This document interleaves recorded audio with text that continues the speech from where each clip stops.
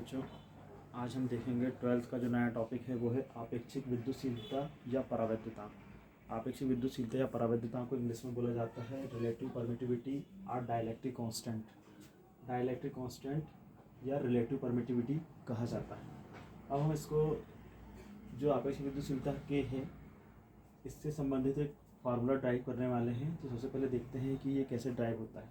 तो हमने ये पढ़ा है कि जो वायु या निर्वात में जो कूलाम बल होता है F air is equal to 1/4πε0 Q1Q2/r² होता है। ये हम सभी ने पढ़ा है। लास्ट वीडियो में हमने इसका वीडियो बनाया था तो उसमें हमने ये देखा था। तो इसे हम दे देते हैं समीकरण नंबर 1। जो ε0 है ये कहलाती है वायु या निर्वात की विद्युतशीलता कहलाती है।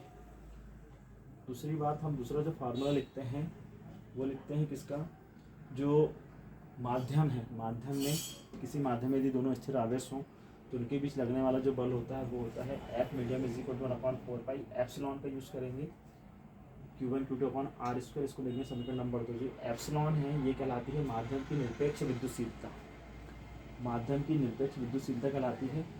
अब ये दो समीकरण हमारे पास है। समीकरण 1 में समीकरण 2 से भाग देने पर, अब हमने इसका भाग दिया, भाग देने पर हमारे पास ये फार्मूला आ जाता है और सारी टर्म्स कैंसिल हो जाएगी। ये कैंसिल हो जाएगा, ये टर्म्स भी कैंसिल हो जाएगी। तो हमारे पास यहाँ बचेगा 1/ε0 अपॉन 1/ε। अब ये पलट के ऊपर जाएगा तो ε/ε0 बनेगा। ये दे देंगे अपन इसे समीकरण नंबर 3। अब एक परिभाषा है हमारे पास किसकी, परावैद्युतांक की।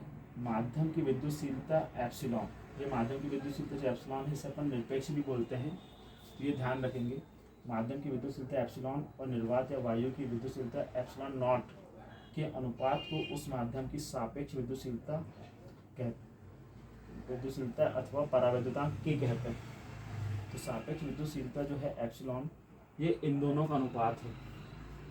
इस प्रकार K बराबर ε/ε0 इज इक्वल टू εr। ये दे दिया हमने समीकरण नंबर इसे 4। ये डेफिनेशन को ध्यान में रखना। अब इसमें जो ये वैल्यू है किसकी, ε/ε0, इस वैल्यू को हम वहाँ पुट करेंगे। तो समीकरण 1 में मान रखने पर हमने जब K का ε/ε0 बराबर K होता है, इस वैल्यू को उठा के यहाँ रखें तो हमारा जो समीकरण बनेगा वो बनेगा K बराबर F air upon F medium. और जब ये बनेगा तो हम क्या करेंगे, एफ मीडियम को क्रॉस प्रोडक्ट के थ्रू यहाँ ला लेंगे और K को इसके नीचे दे देंगे। तो क्या बनेगा, F medium is equal to F air upon K। तो इसे ध्यान रखना है। उसके बाद नोट करने वाली बात यह है कि epsilon r is equal to ε/ε0 होता है।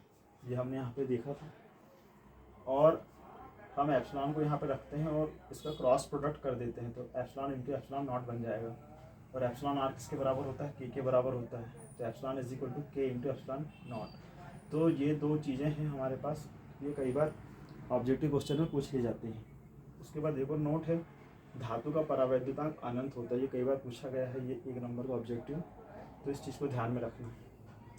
तो ये परावैद्युतांक की का जो फार्मूला है उसका फोर्स से हमने रिलेशन निकाल लिया है कि किस तरह से ये प्रभाव डालता है। तो एयर वाला फार्मूला तो हम ज़्यादातर यूज़ करते हैं, पर जब मीडियम का करेंगे तो क्या हो जाएगा, मीडियम जो होता है force on medium is equal to F air upon K।